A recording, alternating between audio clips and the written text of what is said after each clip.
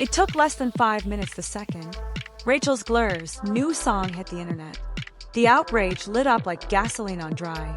Brush within moments, fans former and current were dissecting every lyric, reposting suspicious lines and asking the question no one was ready to answer out loud: was this her clapback? Because if it was, it wasn't subtle. I remember in our chemistry read thinking he had brought such a lovable cynicism to this character that not a lot of people I think thought to bring. If this song was meant to show growth or humility, it did the opposite. Instead, it sounded defiant, proud, almost smug. And for critics who've been watching Zegler spiral from one PR disaster to another, this track felt like a middle finger dressed up in musical notes. The backlash wasn't just loud, it was instantaneous. Twitter threads blew up with side-by-side comparisons of the lyrics and her most infamous interviews. TikTokers didn't wait for confirmation. They dove headfirst into speculation. Like, in the eyes of the law, you have to be nice to me, and I'm an adult. She's talking about the 7 men thing again. One video claimed referencing her now iconic shade against the classic snow white storyline. Another user wrote, she's not singing, she's venting. The tone of a song allegedly filled with veiled jabs at haters, liars, and fairy tales felt like a manifesto, one aimed not just at her critics, but at the entire internet that's been holding her accountable. The reaction wasn't just online hysteria. The outrage came because the song didn't exist in a vacuum. It came after the Avita meltdown, after the low ticket sales in London, after Galadoo lawyering up everyone's just ignoring my phone calls. Whatever, it's chill, I don't even care. I'm going to be on a talk show tonight. I'm going to talk about them on the talk show. Talking on the talk show, fans weren't guessing in the dark. They had context, a timeline, a pattern. So when this song suddenly drops with lines that seem to punch back at the noise, people didn't just raise eyebrows, they raised the alarm. Is she really doing this now? One post read, she's learned nothing. And here's the kicker, Rachel hasn't clarified a thing.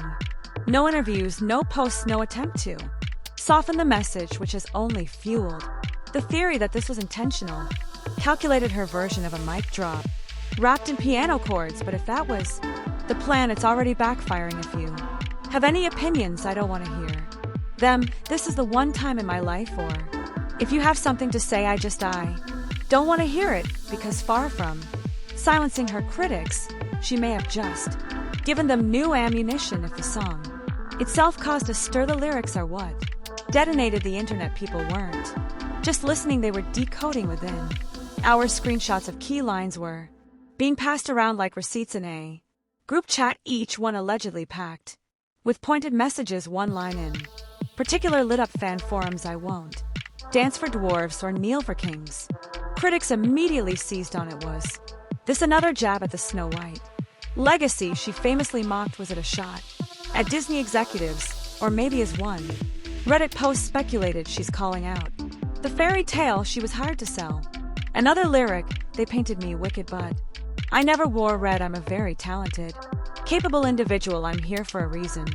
I can do it. Had people wondering if she was referencing the internet's branding of her as the villain in her own Hollywood arc. The color red, symbolic of both Snow White's poisoned apple and industry danger signals, didn't feel accidental. Some interpreted it as her saying she's not the problem, everyone else is. And if that's true, then this entire song may not be a reflection, it's a rebuttal. But what really set people off was the tone. The song didn't sound hurt or apologetic, it sounded bold, triumphant. One user wrote, she's not trying to mend bridges, she's burning them. Several fans noted how the lyrics use phrases like noise in the tower, mouths with no faces, and kingdoms made of ash, each feeling like a poetic gut punch to online critics, tabloid writers, and maybe even former supporters. The metaphors weren't cryptic, they were practically lit neon.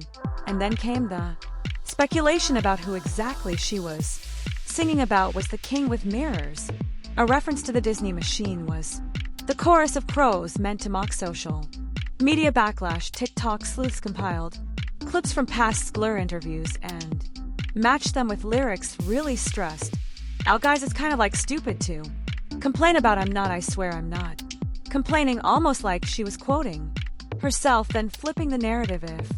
So it's a level of self-awareness that feels oddly performative. Instead of addressing the damage, is she doubling down on her own version of events? Some fans admitted the writing was clever but said it rare of delusion it's giving main character energy. One user posted, "She thinks she's misunderstood. We think she's refusing to take the L."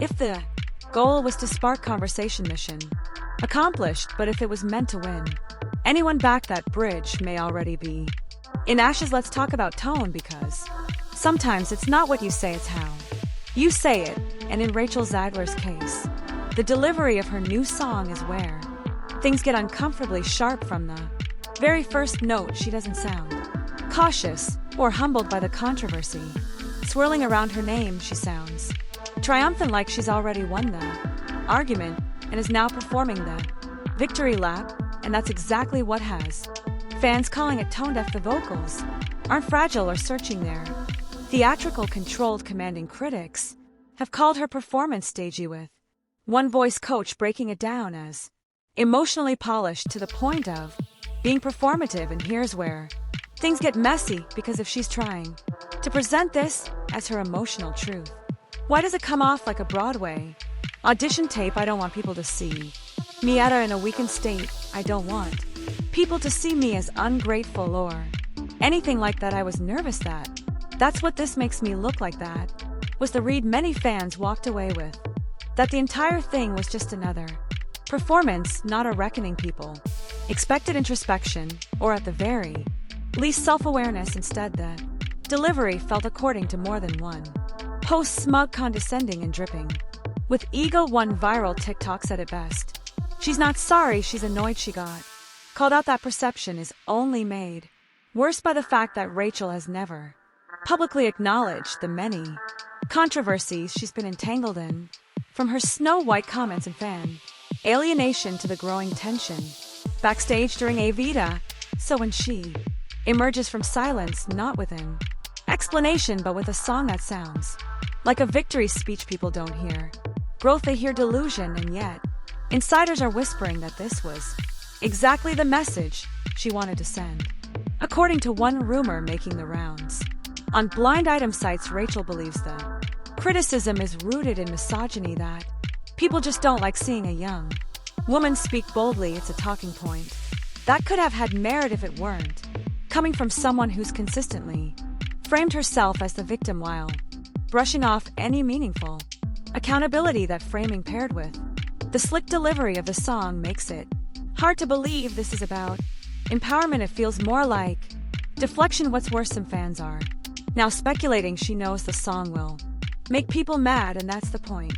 Controversy brings clicks, outrage brings views, and Rachel may be leaning into the idea that the more people hate watch, the more she wins. But if that's her strategy, she's playing with fire, because from the outside looking in, it's not coming across as courageous, it's coming across as calculated. And just when things couldn't get any more chaotic, in steps Zachary Levi again in what's becoming a pattern that fans are calling weirdly invested. The Shazam actor came to Rachel Zegler's defense during an appearance that had absolutely nothing to do with her music. "I don't know if I've ever explained before. I was cast in West Side Story on January 9th, 2019, 1 and 9, 1919, so 19 is my lucky number. That probably interests no one, but it's interesting to me." So by in a Fox News segment ostensibly focused on politics and celebrity voting habits, Levi veered off course to deliver what some are calling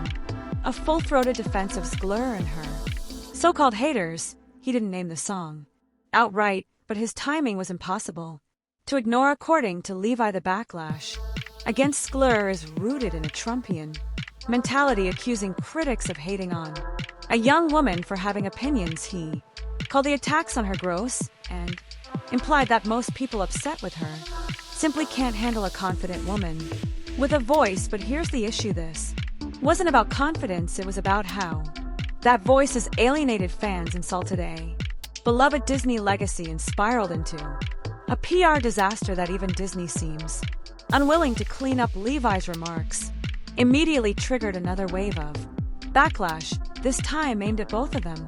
Many pointed out the irony. Levi himself has faced criticism for his own controversial statements and vaccine related comments in the past, so for him to now jump in as Rachel's white knight, it felt less like solidarity and more like a distraction. One comment read, "This is the blind defending the tone deaf." Another fan tweeted, "Levi and Zegler are the new Hollywood duo, unbothered and unapologetic while the rest of us cringe." There's also the looming question, why is Levi so eager to defend her again and again? Is this just friendship or something more strategic? Some industry watchers speculate that he's trying to get back in the good graces of Disney after the collapse of Shazam 2 and aligning himself with Zegler, a fellow industry pariah, might be a mutual PR experiment. Others wonder if it's as simple as shared resentment, two actors who feel misunderstood by the media and empowered by each other's rebellion. But no matter the reason, the timing couldn't be worse. Instead of cooling the flames, Levi poured gasoline on an already out of control situation. His defense of Zegler only reignited fan anger, made the song go even more viral, and turned the spotlight back onto her defiant tone. And if she was trying to quietly assert her side through music, Levi just kicked the door wide open and let the noise back in. Here's where the conversation takes a darker turn, because fans and insiders alike are now questioning why the song was released. Now all of Hollywood's like, yep, let's make her a thing, let's make her a thing. But she's never made a movie that's been successful. Was this supposed to be a healing moment, a fresh start after the avalanche of bad press? Or was it something more cynical and intentional provocation designed to shift the narrative, rile up her critics, and distract from the mounting damage to her